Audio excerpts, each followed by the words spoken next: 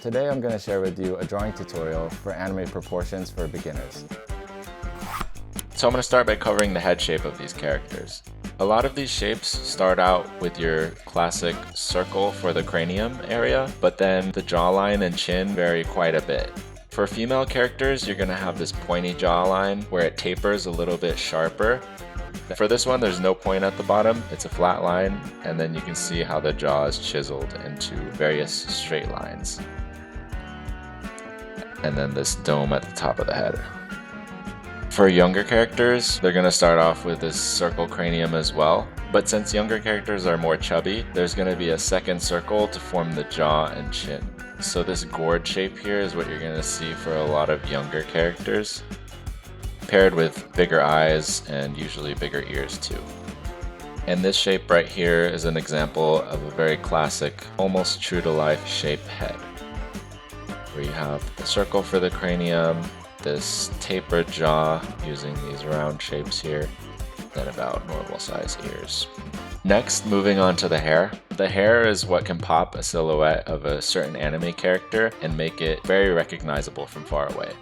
For example, Spike's hair is pretty wild. You can see a lot of different strands of hair, but I'm not going to go into that first when drawing this character. What I'm going to draw is this overall shape here. It's essentially a football shape. And then from that general shape, you can go ahead and chisel out all the small details. So starting with the eyes, you can get something as simple as Goku's eyes here, where it's just a curve for the top lid and then an oval for his pupil.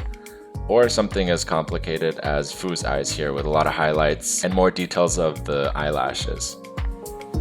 So the way that I approach drawing eyes is drawing a sphere first as the eyeball, and then drawing the lids on top of it. So I imagine the eyelid wrapping around this sphere shape, starting with the upper lid and then wrapping the lower lid around it as well. So I can go ahead and draw the iris and the pupil as well, along with some highlights. And that's your basic eye shape. You can vary how thick the upper lid is to give the appearance of more eyelashes.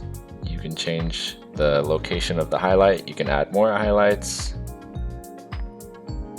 And another thing to note is that this crease right here, as you can see in Chihiro's eyes, those creases are the eyelid fold.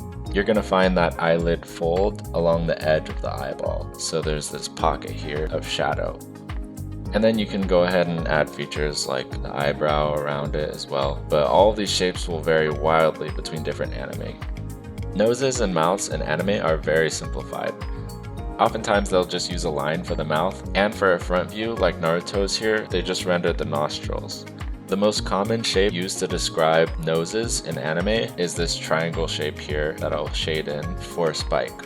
This is essentially the nose protruding from the face, casting a shadow, and that shadow will form the shape of this triangle. Spike has a bigger nose, so it's going to be this taller triangle shape. Whereas this character from My Hero Academia has a very small button nose, so the shape of that triangle is very small.